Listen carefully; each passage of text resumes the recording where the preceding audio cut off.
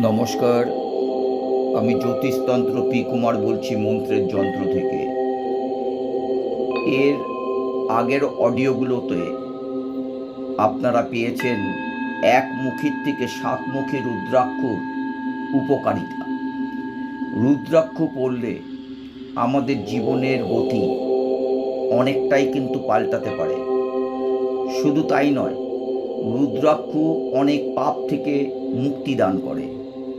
রুদ্রাক্ষ আপনার জীবনকে একটা সুস্থ জীবনে ফেরাবার সম্পূর্ণ ক্ষমতা রাখে। রুদ্রাক্ষ আধ্যাত্মিক চেতনার ক্ষেত্রে একটা বিশাল জায়গা জুড়ে কিন্তু এই রুদ্রাক্ষ রয়েছে। এই রুদ্রাক্ষ নিয়ে কিন্তু আমি অনেক আলোচনা করেছি এবং আগামী দিনেও আমি এই রুদ্রাক্ষ নিয়ে অনেক আলোচনা করব। আমি যেই সাবজেক্টটা নিয়ে এগিয়ে যাচ্ছি, এই সাবজেক্টটা কমপ্লিট করার পর আমি এই রুদ্রাক্ষ নিয়ে বিশদ আলোচনা করব। আজ আটমুখী রুদ্রাক্ষ সম্বন্ধে বলছি। যারা রুদ্রাক্ষকে ভালোবাসেন, যারা রুদ্রাক্ষকে বিশ্বাস করেন, যারা রুদ্রাক্ষ পড়ে উপকার পেয়েছেন, ঠিক তাদের জন্য এই রুদ্রাক্ষ হচ্ছে শিবের প্রতীক। এই রুদ্রাক্ষ পাওয়া যায় আটমুখী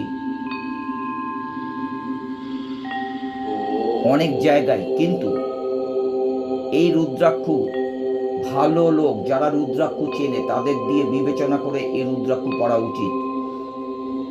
এই আটমুখী রুদ্রাক্ষ খুবই কিন্তু কষ্টসাধ্য।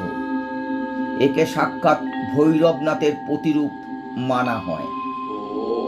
এটি যে ধারণ করবে তার অনেক দৈবিক, দৈহিক এবং ভৌতিক কষ্ট নিবারিত হবে।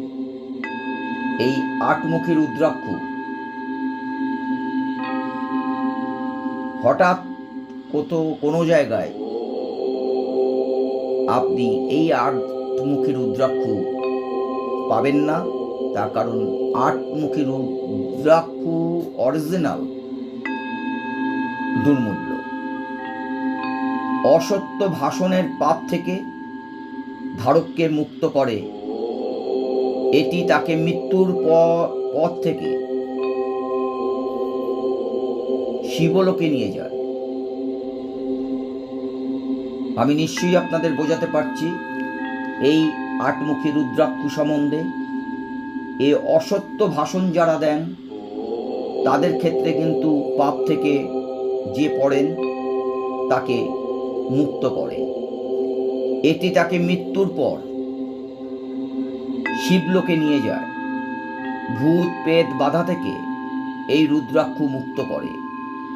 আর এই রুদ্রাক্ষ, এই আটমুখী রুদ্রাক্ষ পড়তে গেলে একটা মন্ত্র উচ্চারণ করতে হয়। এই মন্ত্রটা কিন্তু অনেক বৃহৎ।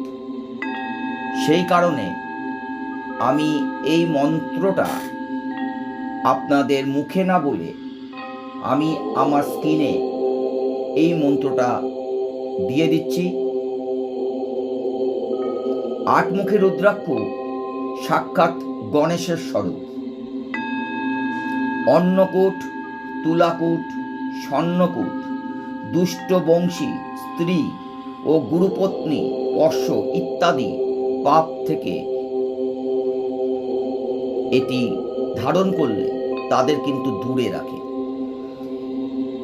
এটি ধারণে অন্য পাপও বিনষ্ট হয় এবং শেষে পরম পদ প্রাপ্তি হয় এই আটমুখী রুদ্রাক্ষর কারণে। তবে নিষ্ঠাভাবে, ভক্তিভাবে এই মন্ত্র উচ্চারণ করে, যেই মন্ত্রটা স্ক্রিনে এটা চালাবার পর মুহূর্তে আপনি দেখতে পাচ্ছেন, এই মন্ত্রটা উচ্চারণ করে এই রুদ্রাক্ষটা কিন্তু ধারণ করতে হয়। আটমুখী রুদ্রাক্ষ অষ্টবসু ও গঙ্গাকে প্রসন্ন করে। এটি ধারণে সর্বদেবতা তুষ্ট হয়। যে কোনোভাবে কৃত পাপ এটি ধারণে নষ্ট হয়। এই রুদ্রাক্ষ গণেশের প্রতীক। এর আগেও আমি বলেছি এটি ধারণে মানুষের দীর্ঘায়ু হয়। সাধকের উদ্দেশ্য যা আছে, জীবনে উন্নতি, পাপ থেকে মুক্তি ইত্যাদি ইত্যাদি, ঠিক তার জন্য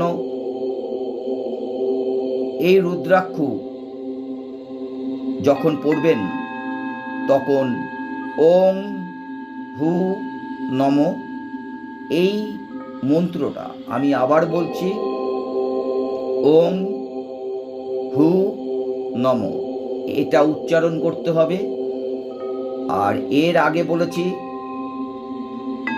এই রুদ্রাক্ষ পড়তে গেলে এই রুদ্রাক্ষর প্রতি নিষ্ঠা ভক্তি রেখে আরেকটি মন্ত্র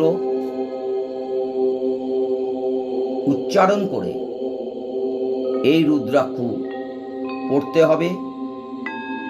সেই মন্ত্রটা বৃহৎ, সেই কারণে আমি স্ক্রিনে দিয়ে দিলাম। এই রুদ্রাক্ষ আটমুখী যদি আপনি পড়তে পারেন নিষ্ঠাভাবে, ভক্তিভাবে, শ্রদ্ধা দিয়ে, আপনার জীবনে উন্নতি আসবেই। তাই মন্ত্রের যন্ত্র থেকে আমি পরবর্তী অডিওতে পাবেন নমুখী রুদ্রাক্ষ সম্বন্ধে। নমস্কার।